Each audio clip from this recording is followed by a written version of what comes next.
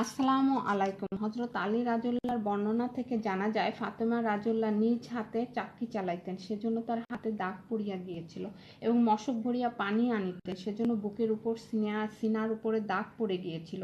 আবার নিজ হাতে ঘর বাড়ি পরিষ্কার করিতেন, সেজন্য কাপড় চোপড় ময়লাযুক্ত থাকিত। এজন্য হযরত মুহাম্মদ সাল্লাল্লাহু আলাইহি সাল্লামের কাছে কিছু গোলামবাদী এসেছিল। হযরত আলী রাদিয়াল্লাহ ফাতেমাকে বলল, হুজুরের নিকট থেকে ফরেজগার একজন বাদী চেয়ে নিয়ে আসো। ফাতেমা রাদিয়াল্লাহু নবীজির নিকটে গেলেন, কিন্তু কিছুই বলিতে পারিলেন না, কারণ তিনি লাজুক ছিলেন একটু। তিনি আবার বাড়িতে ফিরে আসলেন। দ্বিতীয় দিন নবীজি ফাতেমা রাদিয়াল্লাহর বাড়িতে আসলেন এবং ফাতেমাকে জিজ্ঞেস করিলেন, মা, তুমি কেন গিয়েছিলে?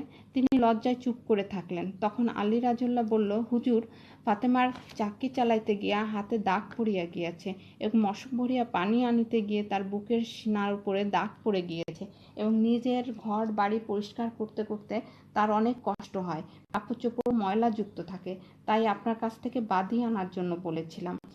এবার ফাতেমা রাদিয়াল্লাহু বলল, আব্বাজান, আমি এবং আলী একটা বিছনায় ঘুমাই। সেই বিছনাটা আবার সকালবেলা খাবার দিতে হয় পশু পাখিদের।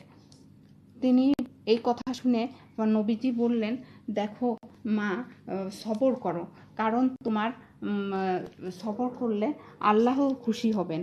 আল্লাহকে ভয় করো, ফরেজগার এখতিয়ার পালন করো, আল্লাহর হুকুম পালন করো। আমাদের মুসা আলাইহিসসালাম তার বিবিকে নিয়ে 10 বছর একটা বিছনায় ঘুমাইতেন, এবং সেই বিছনাটা ছিল মুসা আলাইহিসসালামের জুব্বা। তাহলে তারা যদি পারে, তুমি কেন পারবা না? তখন নবীজি ফাতেমা রাদিয়াল্লাহুকে বলল, মা, তুমি রাতের বেলা যখন ঘুমাইতে যাবা, তখন তুমি অবশ্যই এই আমলটি করে তারপরে ঘুমাবা।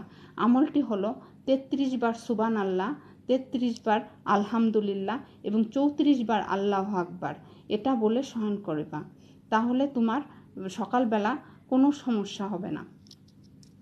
এই কথা বললে তখন হযরত ফাতেমা রাদিয়াল্লাহু বললেন, আমি আল্লাহ ও রসুলের উপর রাজি আছি। এই করোনার সময় মা বোনেরা আমরা অনেকেই বাসাতেই কাজের লোক ছেড়ে দিয়েছি, নিজেদেরই ঘরের বাড়ির কাজ করিতে হয়, সেজন্য আমরা রাত্রেবেলা এই আমলটি করতে পারি, এবং এই আমলটি আমরা নিয়ম করে নিতে পারি। প্রত্যেক 5 ওয়াক্ত নামাজেই আমরা শেষ করে না এই আমলটি করতে পারি।